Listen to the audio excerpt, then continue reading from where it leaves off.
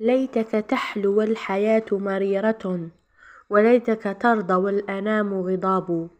ليت الذي بيني وبينك عامر، وبيني وبين العالمين خراب. إذا صح منك الود فالكل هين، وكل الذي فوق التراب تراب. سلام البنات، سلام الفحلات، ان شاء الله تكونوا مهنيين بخير وبصحتكم يا رب العالمين. توحشتكم بزاف، طولت عليكم الغيبة على بالي. اليوم جيت ليكم بوصفة لا لحم لا دجاج، صحية وبنينة كما راكم تشوفوا. وصفة اللوبيا. هذه اللوبيا كاين يقولوا لها لوبيا بعيون وقيلة، ومهم هي يستعملوها بزاف في القبايل، نحيو كاع ناس القبايل يستعملوها بزاف في الطعام، سورتو نهار يديروا لي الناير في هذاك السكسو تاعهم، سكسو 7 ايسوفار. ديجا درت لكم الوصفه ديالو. هذه اللوبيا بيتها ليله في الماء وحده، يكون بارد عادي، ما ديروش سخون باسكو تتقرسل، ديروه ماء عادي ملعين يبات لكم ليله كامله. هاي ليك تقولي اللوبيا قلت لكم يستعملوها تقريبا غير في الطعام، ما يديروهاش بزاف في الاخر. مي بهذه الطريقه يا البنات صدقوني تجيكم بنينه بزاف بزاف.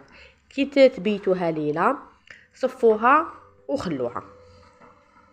بالنسبه لهنا المقادير عندي زوج بصلات، وحده كبيره وحده صغيره، عندي طماطم، هذا قزبر البنات، هادو خليتهم في الساشي نحطهم في الفريجيدار، راس الحانوت، فلفل الكحل، كمون، الحمار والكركم، وعندي طوماطيش تاع الباطا.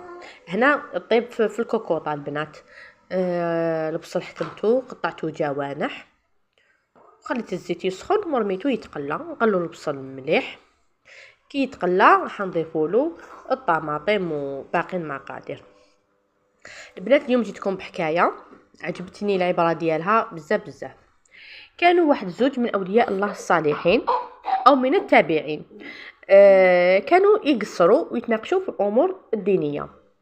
واحد قال له باللي الرزق لازم تتعب باش يجيك، والاخر قال له لا، قالوا الرزق مكتوب من عند ربي، كي يحب يجي يا ربي يرزقك يرزقك، وكي ماشي كاتب لك الرزق هذاك محال يرزقك.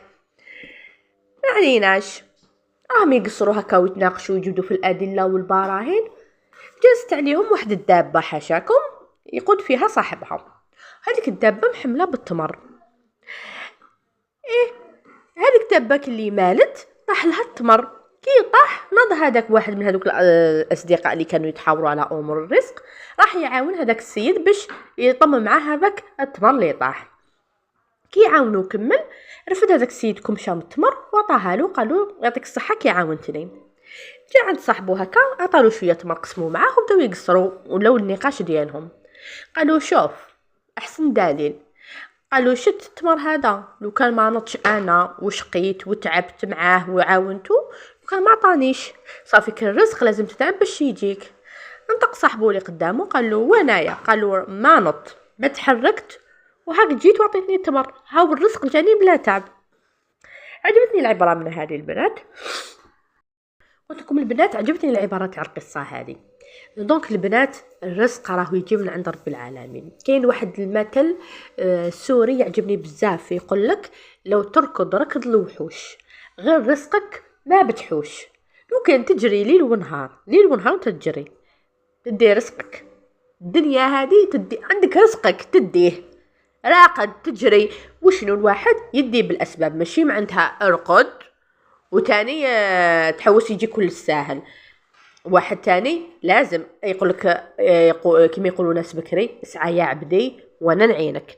مي باش الرزق تقعد تخمم فيه وتكسر راسك وكيفاش ندير وكيفاش نجيب هذاك من عند ربي. انت اسعى وربي سبحانه هو الرزاق، رزقك يجيك. كان واحد الجماعة يقصروا على أمور الحياة.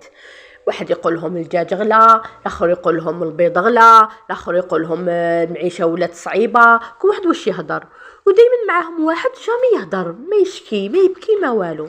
فقالوا نتايا سبحان الله كون نكونوا تحاوروا على امور الدنيا وعلى الغلاء المعيشه نتايا ما تهضرش. قالهم انا علي ان اعبده كما امرني، وعليه ان يرزقني كما وعدني.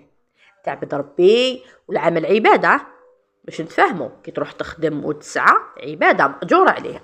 انت تعبد ربي، تصلي، تطلب كما يقولوا رزقة الحلال، وهو سبحانه هو وعدنا بالرزق، وفي السماء رزقكم وما توعدون. هذه هي البنات. نولوا الوصفه تاعنا.